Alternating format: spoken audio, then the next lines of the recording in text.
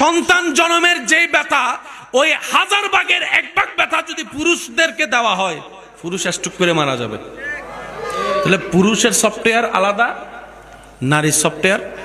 মনে রাখবেন সব সময়, পুরুষ পুরুষের সফটওয়্যার, নারী নারীর সফটওয়্যার। এখন আমরা করতে চাই কি জানেন?